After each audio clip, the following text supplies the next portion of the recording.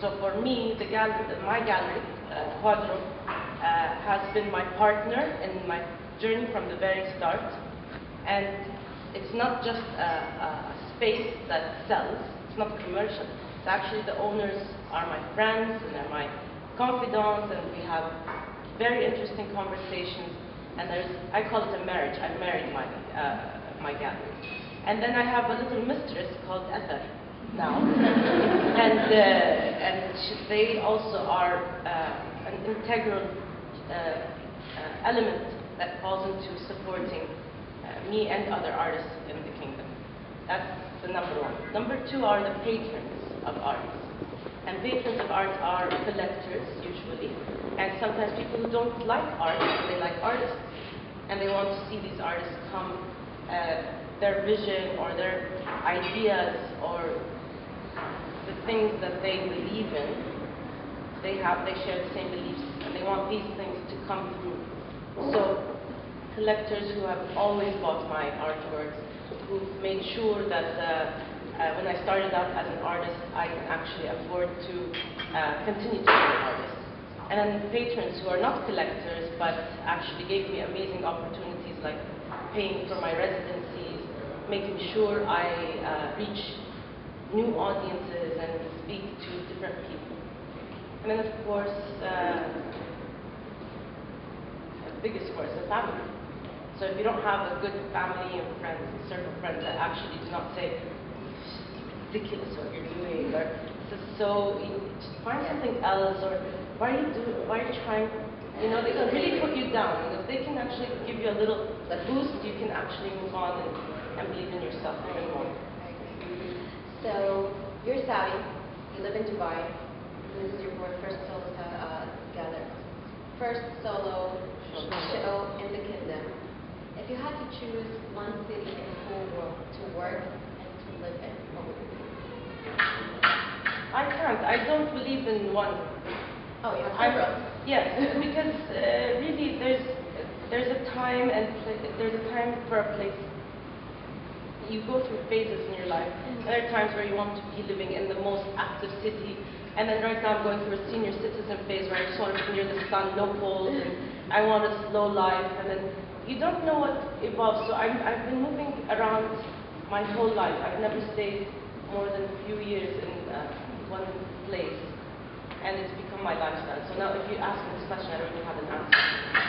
It'll change. But right now Dubai, which I moved to in April of this year, I love it. I think it's the capital right now of the art scene for the whole of the region. There's an amazing facilities for production. There are almost 70 art galleries, so there's an interaction between so many artists. And then they have their art fair and their biennale, so you get all these interesting curators and museum groups coming in, and new galleries, faces that are involved in the art scene. And I think this is the place to be for an artist. But you notice that the kingdom, or let's say Jeddah, starting to have, there's a market for art right now. Do you want to start helping this market grow, and do you want to be hands-on everything, so you're going to have to be there? Are you interested in being? It's not my job to work in the market. This is the gallery's job. No, gallery, art market. For instance, there's a new YouTube show. There's now a YouTube show market for it. So people are consuming, people are watching, people are starting to do it. So now there are artists coming out every day, like Dallas are having, art galleries, art clubs. There are a lot of art clubs. There are artists coming out every day. There is a way where artists can actually support their own art scene. Yeah. So my own is what I mean is Saudi's art scene. And sometimes I expand it to the Gulf art scene, because I also think the Gulf is very closely linked to us. We are all one. It's just we have borders between us. But definitely, for example, Al-An Art Space opened in Riyadh. Al-An is one of the first art spaces that is a huge space, beautifully built, and their vision says that they will have curated shows, and they will invite curators to come in. And so it's not just hang the works, sell the works, bring in the next artist and do the same thing. It's actually, there's a lot of thought process that goes behind putting together a show. They opened a few months ago, and I was the first to say, include me in anything you do. I want to support you. Take my art. I'll give a talk if you like. So for me, there is a way for everyone to support the art scene, not just artists. Attending art shows, buying art, just sitting here and listening to an artist talk is I think, support to the art scene in Saudi Arabia. All right, in your free time, when you're not playing, when you're not brainstorming, what do you do? God, I've been asked this question so many times on this trip. Everybody, but in a personal conversation, so what do you do when you're not doing art? Actually, I love reading books, and I read both very intellectual and very trashy. And I think they both have a different influence on me. I love fiction written by Arab women. And from very high, beautifully written to very trashy. Because it just gives you a sort of an idea of how they see their world in a fiction way. And I also love music. And I love the beach. I sit on the sea a lot. That's why I live in Dubai right now, because it's one of the few Gulf cities. And it's not just Saudi, even Bahrain and Kuwait is very difficult to reach the beach, so in Dubai it's right there. So. Perfect. Okay, when you're working on a piece, what is your ritual? What kind of music do you listen to? Or like, I've heard people listen to ebooks when they're working on a piece. Some people listen to Pink Floyd. What is the thing that you do when you're working? Usually when I work on a project, I start with the concept. So I work for a very long time on the concept. So it's a lot of writing, and then throw it away, write all over again, add to it. It becomes a huge essay, but eventually it's 2 paragraphs, it's brought down. But that's the thinking process that I use, because you keep adding thoughts and thoughts, and it takes months, and then the production really is not that long. So when I'm writing, I don't like to listen to anything. It needs to be completely peaceful, and actually I have to be in my own space. I can't be sitting in a cafe or anything like that. I have to be in my studio. But when I'm working in the darkroom printing, I listen to a lot of jazz, because it's more or less music and Fairuz. Fairuz mixes Arabic music with jazz, which I love. And it just relaxes you. It doesn't disrupt your thought process, because you have to be, counting seconds and pulling the paper out of the chemical on time. And you can't be going. You have been labeled, or your work has been labeled as a feminist. What do you think about that? Well, I used to, I've been called that many times for many years, because it's always been my focus, women's empowerment, and only because it is the experience that I have as a human being. I'm a woman. But I used to fight it. I used to say, no, I'm not a feminist. Don't like this label. But when I sat down with an actual Saudi feminist, and I had a very interesting conversation a few years ago about the idea of the word feminist, and how in the West, feminism and the fight for women's rights has existed for many years compared to us. Not many years, it's not that long, but yeah. Anyways, they've gained this reputation of being a feminist, being too extreme, cutting your hair off, being more aggressive towards men. So that's the Western look of what feminism is, which is distorted still. Here we don't have anything called feminism. It's still starting at the very beginning. And when she explained to me that we do need feminism in our region to actually push forward women's issues. So yes, I am a feminist. That's what I've decided. I've changed my mind from not being one to being one now. But in general, labels is a very big issue, because right now what's happening in the art world is they put a label saying, we would like to have a lot of galleries, museums or galleries coming in. We're having a Middle Eastern show in want to include you. Okay, so you're under the label of Middle East. And then they have, we have Arab women's art exhibition, and they want to put you under that label. And that's something that bothers me a lot, because are you looking at my art, or are you just including me because of where I am and who I am?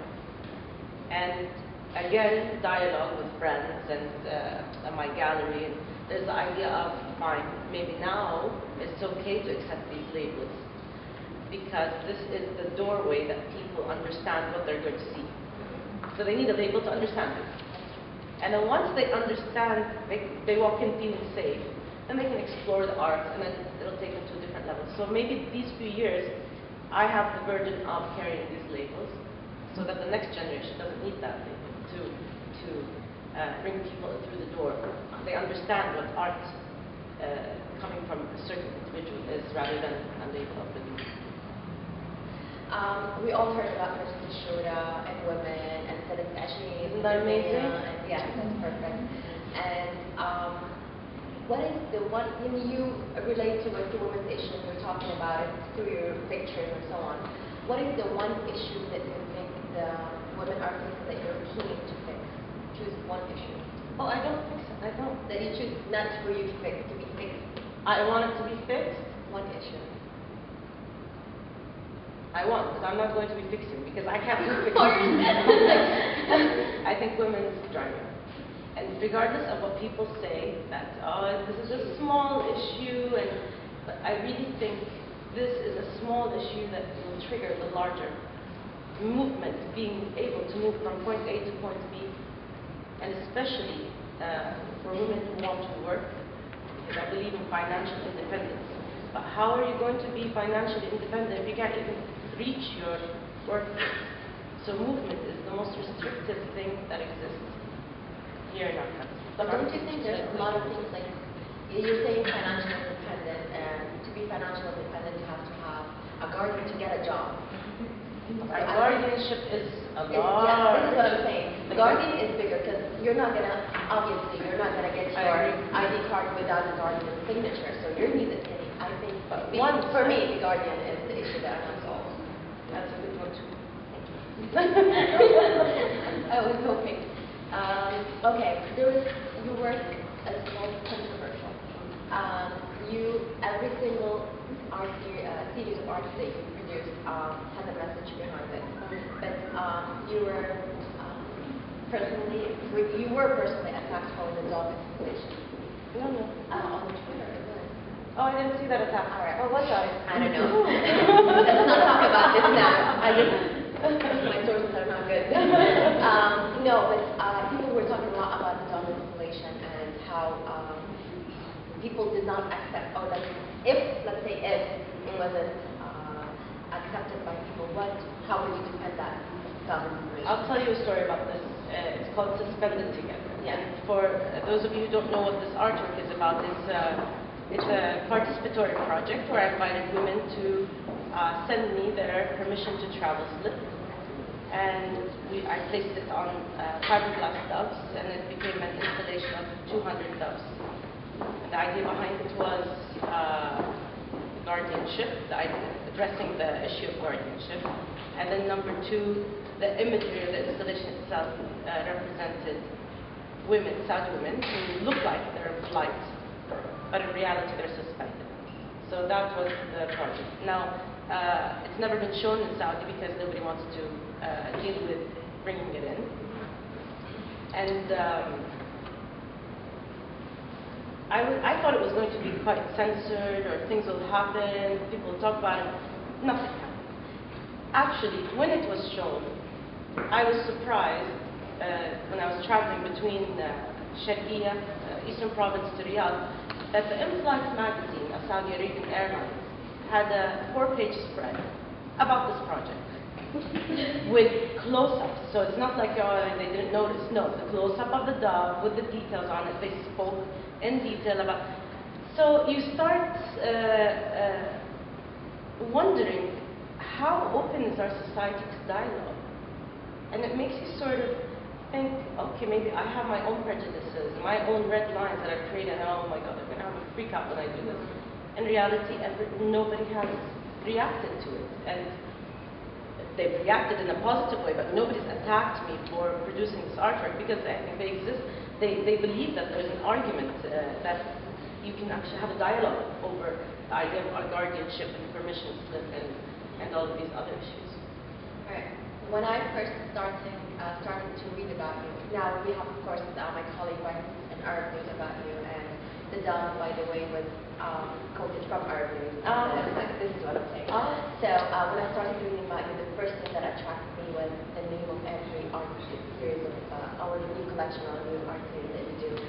How do you come up with these unique, very, very attractive names for each one? It just happens by coincidence and through reading, and sometimes the drama my gallery goes through, because I change the titles of my shows sometimes right before the opening.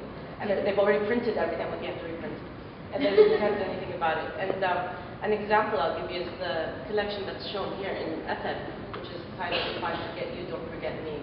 And it's a series about oil men and women and the memory of the collective memory of them to build the memory of my father. It was supposed to be called the most boring title, Collective Memories. And I couldn't handle how sanitary that title was. But I just left it there and let the gallery print and work with it. And while I was printing in the darkroom, one of the photographs of the oilmen had something on the wall, a prayer. And at the end of the prayer, it said, Ya Rab, idha nasaytak fala tansani. So, God, if I forget you, don't forget me. I loved it. I was in the darkroom. It's changing. And I removed Ya Rab, because that's a personal prayer, and I just kept, if I forget you, don't forget me. That's one of the collections. So then it goes on there, and suspended together, in reality is titled Fil Hawa Sawa. And that's a translation. I thought Fil Hawa Sawa in Arabic is, and I love double meanings and the depth of Arabic words where you can say something and it sounds, I didn't mean anything, I just said Fil Hawa Sawa. And then if you really look deeper into it, and there are, you can actually point out things through words having double meanings. Yesterday we went to your first book launch, A Journey of Belonging. Why did you choose this collection specifically to be your first book? I actually never thought about doing a book. It's just too much of a responsibility, especially like a book that covers my whole career. I feel that I was not ready to do that, but with this collection, I used to, when I first started showing it, everybody wanted a walkthrough. Everybody wanted me to describe every single picture, because each picture has a story of an individual. And they are such interesting stories, although I videoed them. I did video interviews. They tell their own stories, but everybody wanted to hear the story from them. So I was like, you know what? I think the idea of documenting and preserving and wanting this generation of oil men and women to be alive, their memory alive, and giving a face to the men and women who built this country in a very special way. I had to honor them in the book. So only this collection went into a book, and each photograph has a detailed description of why this photograph came to be. I have Dr. Thuraya Al-Arayb, who is one of the members of Shura now. She's also an oil woman, actually, originally. She's a retired Aramcan, so she did an essay instead of a photograph. So she went through the same journey, but through her writing, because she is a poet. The text that went into this was made with love. I don't know, you can look at the book later and tell me what you think about it. What inspired you to this collection? The memory of my father. So you decided to celebrate his memory